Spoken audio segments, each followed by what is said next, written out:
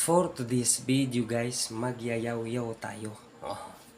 Sa nagawa ni Pangulong Duterte nung siya ay naging presidente.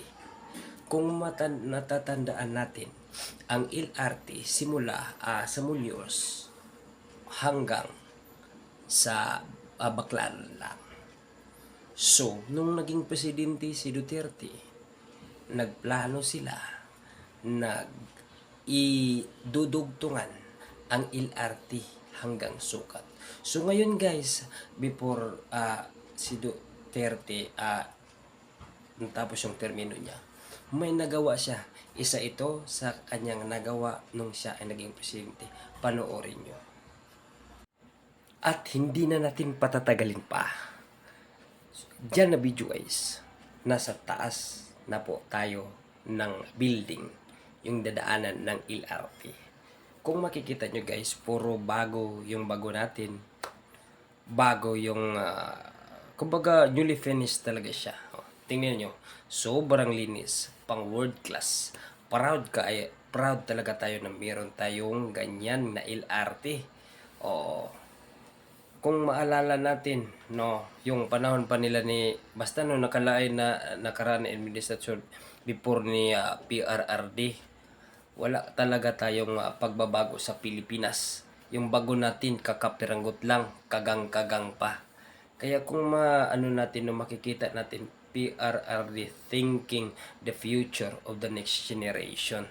Kung makikita nyo, kung mapapansin nyo lang ginagawa niya lahat para sa atin, para sa taong bayan.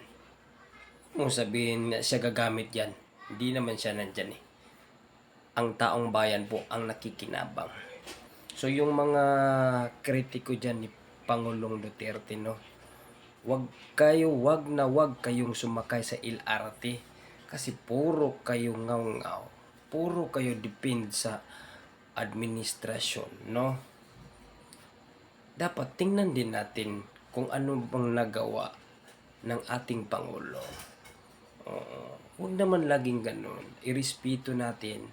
At saka tayo mag-a-adjust mga Pilipino. Kasi nakikita natin kung ano ang nagawa ni PRRD. Kaya nga minahal siya ng tao Minahal siya ng tao kasi alam ng tao na may nagawa siya. Tingnan mo, yung bago na yan, papuntang northbound yan. Tsaka dyan ako sasakay. Yun lang mga kababayan. Maraming salamat sa iyong panonood at magandang gabi sa ating lahat. At yun lang po mga kababayan.